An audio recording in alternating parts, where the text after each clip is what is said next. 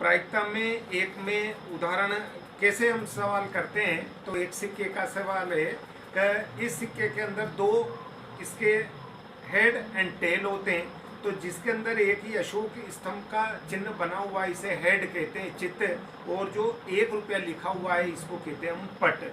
अब हम जानते हैं कि यदि हम किसी भी एक सिक्के को उछालेंगे तो या तो चित्त आएगा या पट आएगा। जैसे हमने सिक्के को उछाला तो हमने ये देखा, तो इसकी कुल स्थितियां हो गई दो। किसी भी प्रायिकता की दो, या तो चित्त आएगा या पट आएगा, ये सिक्का यूं तो रह ही नहीं सकता, तो इसकी कुल स्थितियां हो गई दो।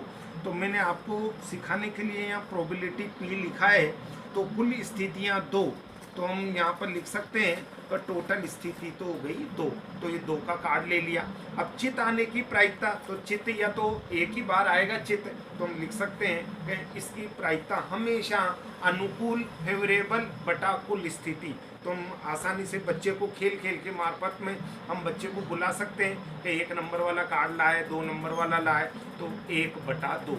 तो इस प्रकार अब यदि सिक्कों की संख्या 2 हो, यदि सिक्कों की संख्या 2 हो तो एक साथ दोनों सिक्के या एक एक करके हम 2 बार भी सिक्के को उछाल सकते हैं।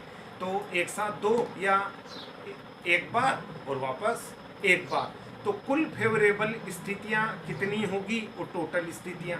तो हमको याद है कि एक सिक्के को जब हम 2 बार उछाल रहे हैं तो कुल स्थितियां 4 बनेगी।